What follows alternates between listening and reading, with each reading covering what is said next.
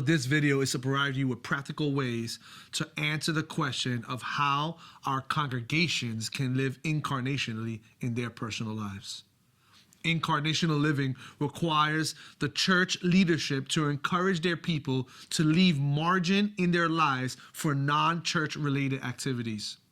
Churches are often good at honoring those who serve within the church walls, but rarely publicly celebrate those who serve in position of local leadership and influence. To move from invitational to incarnational, your church may need to regularly celebrate those who prayerfully choose involvement and influence in community activities at the expense of the church programs and activities. In short, we must teach the importance of incarnational living and challenge our church to integrate their faith with their work.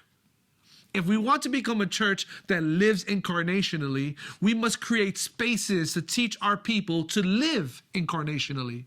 We all know that change doesn't happen by accident. It happens intentionally as we allow God to move in our hearts and push us out to the community at large. As we grow in the area of incarnational living, the church will follow. What we believe is that incarnational living is embracing our identity as the people of God sent to our community for the purposes of God, bringing spiritual and social renewal. An incarnational leader develops an incarnational church that is ready to break out of the walls of the church to be a tangible expression of the goodness of God in our cities. How does this happen? One way it happens is our church is encouraged to build relationships with people outside of the church community. As we have mentioned, God is a sending God, and we are a sent people. As we are sent out, our purpose is made clear: to reach our neighbors in loving relationships. The greatest team of people to change our community is attending our churches every weekend. Empower them to live on mission everywhere they go. This may look like encouraging a young teen to shovel out an elderly couple at no cost, or it might be checking on a single mother on your block who needs a night out. As we get to know our neighbors, the opportunity to live incarnationally will always be available. Another way we can develop incarnational living in our churches is by intentionally keeping our church programs to a minimum in order to allow people time to connect with their community. This may be hard to hear. As a pastor at a local church, we want our people attending the activities of the church. But if our purpose is to reach our neighbors, let's think intentionally on how we can weave incarnational living into the culture of our church, allowing for people to think of ways to build relationships with their neighbors outside of church activity. For example, neighboring well looks like inviting folks to our home who may not walk into the doors of the church, but would visit your home for a meal. The idea is to allow the congregation to think intentionally about building a relationship with someone outside of the church. Another way we can develop incarnational living in our church is by celebrating people who are serving the community outside of our formal church programs. PTA moms, community board members, and community volunteers should be celebrated as much as the person who helped prepare the lunch for Children's Church.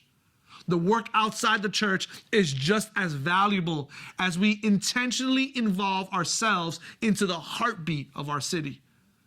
If you have a church member who is serving at the school or part of a community leadership program, take out a Sunday and celebrate their efforts. When our church realizes that ministry isn't just in the four walls, their eyes will open to a world of opportunity to live incarnationally in the everyday world they live in. We must teach our church families to view their neighborhoods as mission fields and that they are uniquely positioned to reach their neighbors for Christ. The mission behind incarnational living is that we don't only rely on our church programs and gatherings as the primary way to reach people, but we create spaces for people to live on mission everywhere they go. Ask yourself this question: what is the one thing this month that our church can do to serve our city? Is there a food pantry that needs help? Is there a park that needs cleaning? Is there a street that needs cleaning? Is there a neighbor in need? Let's be clear on what incarnational living is and what it isn't. Living incarnationally does not mean you view people as projects to be completed, but people to love so much that you intentionally seek them out.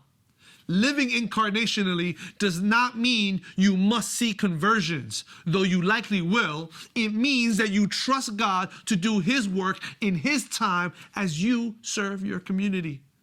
Living incarnationally is more than an event on a calendar and does not mean scheduled time. It means living everyday life with everyday people with the heart of the gospel in mind, starting with the community, town, and city you are in. Here are some potential helpful tips. Let's organize and mobilize. Don't despise small beginnings. Many times we don't do something because we feel like it has to be a huge event. God honors small, faithful, and unseen actions. The heart of an incarnational church cannot be quantified in numbers, only in long-term commitment to neighboring well. A marathon is run one step at a time and 1 mile at a time. Choose one way to serve, and like the Nike slogan says, just do it. Fight the urge to help in everything. Find one area of need that best suits you and your church and be the best at it. We can't do everything, but we can do something. The truth is, there is an organization in your community right now who is looking for volunteers. Let's invest in their organization and help them achieve their vision. The kingdom agenda is always greater than our agenda. Finally, as leaders, we are called to make disciples who make disciples.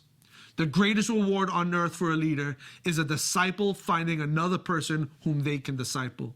This is our mandate.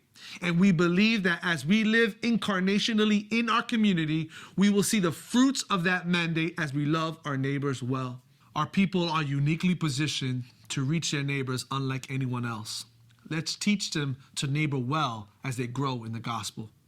We can start today by encouraging our congregation to serve someone in their area once a week. Some examples may be to teach our church to pay attention to the lives of their coworkers.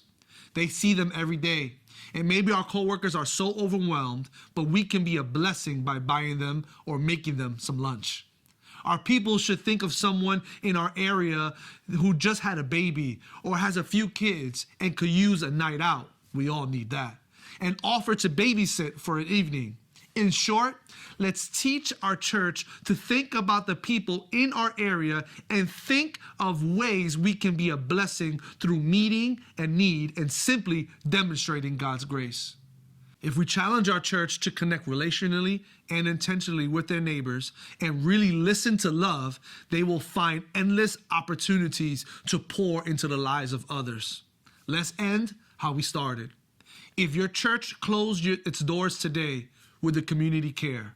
We pray that as you grow in living incarnationally, the answer would be absolutely yes. The community would care.